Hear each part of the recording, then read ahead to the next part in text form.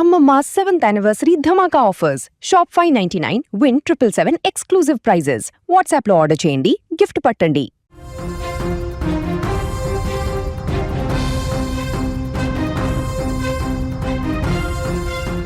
తమిళనాడు రాజకీయాల్లో సంచలనం. అగ్ర కథానాయకుడు విజయ్ కొత్త అధ్యాయానికి శ్రీకారం చుట్టబోతున్నారు. తమిళగ వేట్రి కళగం పార్టీని విజయ పథంలో నడిపించి అసెంబ్లీ ఎన్నికల్లో ప్రభంజనం సృష్టించిన విజయ్ రేపు అనగా మే 7న ముఖ్యమంత్రిగా ప్రమాణ స్వీకారం చేయబోతున్నారు. ద్రవిడ రాజకీయాల కోటను బద్దలు కొట్టి ఒక కొత్త శక్తిగా ఎదిగిన విజయ్ ప్రస్థానం ఇప్పుడు దేశవ్యాప్తంగా చర్చనీయాంశమైంది. 234 స్థానాలున్న అసెంబ్లీలో 108 సీట్లు గెలుచుకున్న అతిపెద్ద పార్టీగా అవతరించిన టీవీకే ఇప్పుడు ప్రభుత్వ ఏర్పాటుకు సిద్ధమైంది. చెన్నైలోని తన నివాసంలో నూతన ఎమ్మెల్యేలతో సమావేశమైన విజయ్ శాసనసభ పక్ష నేతగా ఏకగ్రీవంగా ఎన్నికయ్యారు. మే 7వ తేదీన అంటే రేపు ఆయనతో పాటు మరో 9 మంది మంత్రులు ప్రమాణ స్వీకారం చేసే అవకాశం ఉందని విశ్వసనీయ వర్గాలు చెబుతున్నాయి. గవర్నర్ను కలిసి విజయ్ త్వరలోనే ప్రభుత్వాన్ని ఏర్పాటు చేసేందుకు అనుమతి కోరనున్నారు. మరోవైపు ఈ ఎన్నికల్లో డీఎంకే, ఏఐఏడీఎంకే వంటి దిగ్గజ పార్టీలను కాదని ప్రజలు విజయ్కు పట్టం కట్టడం గమనార్హం.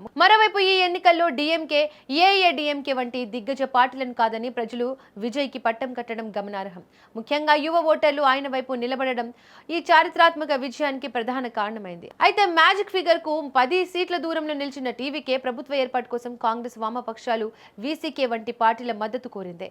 లౌకిక ప్రభుత్వాన్ని ఏర్పాటు చేసేందుకు కాంగ్రెస్ పార్టీ ఇప్పటికే విజయ్ కు మద్దతు ప్రకటించడంతో లైన్ క్లియర్ అయిపోయింది. భాజపాకు వ్యతిరేకంగా పనిచేసే శక్తులన్నీ విజయ్ వెనుక నిలబడేందుకు సుముఖంగా ఉండడంతో సంకీర్ణ సర్కారు ఏర్పాటు ఖరారైంది.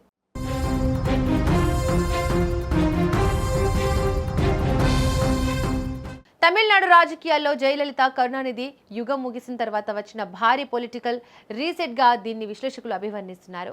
కేవలం సినిమా గ్లామర్ తోనే కాకుండా పక్కా ప్రణాళికతో క్షేత్రస్థాయిలోకి వెళ్లడం విజయ్ కు కలిసి వచ్చింది.